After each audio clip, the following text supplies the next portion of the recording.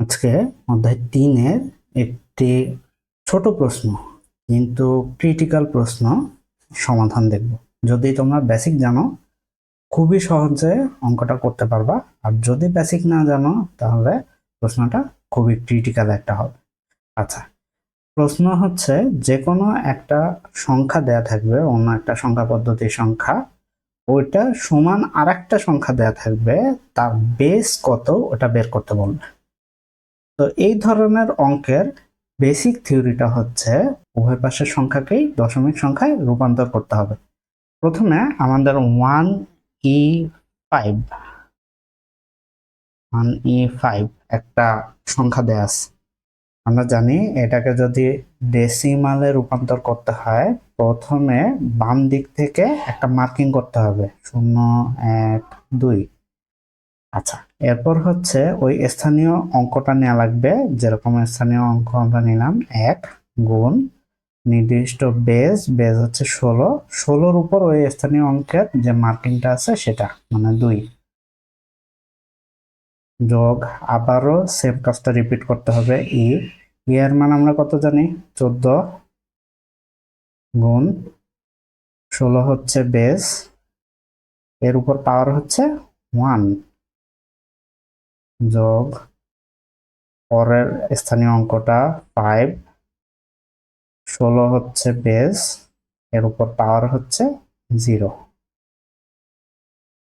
আচ্ছা, 16 square calculator দিয়ে আমরা খুব সহজে বের করব। এটার মান হচ্ছে 256 গুণ 1, 256 যোগ 16 টু দি পাওয়ার 1 মানে 16 গুণ 14 মানে হচ্ছে 224। আমরা ক্যালকুলেটর দিয়ে বের করব।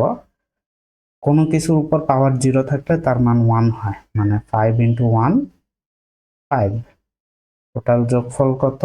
যোগফল হচ্ছে 485। দ্বিতীয়টায় আসি, দ্বিতীয় অংশটা 745 745, এর বেজ হচ্ছে n। এই জিনিসটাকে আমরা কি ডেসিমালে রূপান্তরিত করব। আমরা বাম পাশ থেকে একেবারে সেম নিয়মে বাম পাশ থেকে মার্কিং করব 0 1 2 আসো 7। কিন্তু এই জায়গা প্রথমটা আর দ্বিতীয়টার মধ্যে পার্থক্য কি? প্রথমটায় বেজ আছে 16, দ্বিতীয়টায় বেজ n। একটু খেয়াল করতে হবে, দ্বিতীয়টায় বেজ n। তাহলে আমি 7 এর পর 7 গুণ n, 7 এর উপর কত আছে 2 মার্ক করা আছে, তাহলে এটা পাওয়ার আকারে আসবে যোগ অনুভাবে 4 গুণ n পাওয়ার আকারে 1 যোগ 5 গুণ n পাওয়ার আকারে 0। এটার মান হচ্ছে আসে 7n square plus 4n to the power 1 এর মান হচ্ছে n, তাহলে 4n। R a two the পাওয়ার 0 এর মান হচ্ছে কত 1, 5 ইন্টু 1 5। তাহলে এটা আমাদের হচ্ছে এই অংশের ডেসিমাল পার্টটা, আর হচ্ছে এটা এই অংশের ডেসিমাল পার্টটা, ডেসিমাল সংখ্যা। যেহেতু ইকুয়েশনে কি বলছে দুইটা সমান, 485 equals to 7n square plus 4n plus 5, তাই তো? আচ্ছা, এখন যদি তোমরা ইকুয়েশনটা সলভ করতে পারো, n এর মান বের করতে পারো, তাহলেই হচ্ছে আমার কাঙ্ক্ষিত n এর মান আমরা পাই যাবো। আচ্ছা, n এর মান আমরা বের করি। দেখো তো 485 যদি এইদিকে নিয়ে যায় আর এই ডান পাশের পার্টটা আমি বাম পাশে লিখতেছি, 7n স্কোয়ার প্লাস 4n। 485 ওইদিকে নিয়ে গেলে কি হচ্ছে মাইনাস 485 আর প্লাস 5, দুটা মিলে হচ্ছে মাইনাস 480 ইকুয়ালস টু 0। এই জিনিসটাকে কি করবা, তোমরা ক্যালকুলেটরে ধরে মিডল টার্ম করে ফেলবা। মিডল টার্ম করে ফেললে এর মান আসে কিছুটা এরকম। আমি ডাইরেক্ট একবারে করতেছি, 56n plus 60n minus 480 equals to 0। এবার আমরা কি করব, কমন নিব। প্রথম দুইটা অংশ থেকে আমি কি 7n কমন নিতে পারতেছি, তাহলে n মাইনাস এই জায়গা হচ্ছে 7 চলে গেলে 8 থেকে 7 8 56 প্লাস এই জায়গা হচ্ছে এই দুটার মধ্যে আমরা 60 কমন নিতে পারতেছি 60 n মাইনাস 8 ইকুয়ালস টু 0। তাহলে প্রথম অংশটাতে n মাইনাস 8, দ্বিতীয়টায় 7n প্লাস 60 আমার থাকতেছে 7n প্লাস 60 ইকুয়ালস টু 0। তাহলে আমরা বলতে পারি n মাইনাস 8 ইকুয়ালস টু 0 বা 7n plus 60 equals to 0।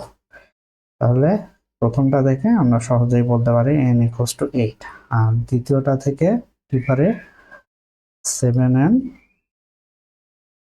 Equals to minus 60। তাহলে n এর মান কত? মাইনাস 60/7। আচ্ছা, তাহলে আমরা n এর দুইটা মান পাইলাম 8 বা মাইনাস 60/7। কিন্তু একটু দেখো মাইনাস 60/7 এই অংশটা গ্রহণযোগ্য না, কারণ হচ্ছে বেস কখনো ঋণাত্মক হতে পারে না, কোনো সংখ্যা পদ্ধতির বেস ঋণাত্মক হতে পারে না। তাহলে আমরা এই জায়গা থেকে পাওয়া যায় n ইকুয়ালস টু 8। এটা হচ্ছে আমাদের অ্যান্সার। তোমাদের জন্য একটা বাসার কাজ থাকবে, সেটা হচ্ছে এটা 501 10 base decimal equals to 765 n base. এখানে n এর মান কত? আচ্ছা, একটু খেয়াল করে দেখো, তোমাদের জন্য সহজ আছে 501। এই জিনিসটা কিন্তু ডেসিমালে আছে, তো তোমাদের এটা কাজ করতে হবে না, শুধু এটা দ্বারা একটা ইকুয়েশন বের করবা, ওটা ইকুয়ালস টু 501 হবে, দিয়ে n এর মানটা তোমরা সরাসরি ক্যালকুলেটরও যদি বের করতে পারো, নৈমিত্তিক হলে ক্যালকুলেটর বের করলে হয়ে যাবে। আর গ নাম্বার প্রশ্ন হলে আমরা কি করব, পুরোটা বিস্তারিত করে সমাধান করব। আশা করি এই ধরনের প্রশ্নে আর তোমাদের কোনো সমস্যা হবে না।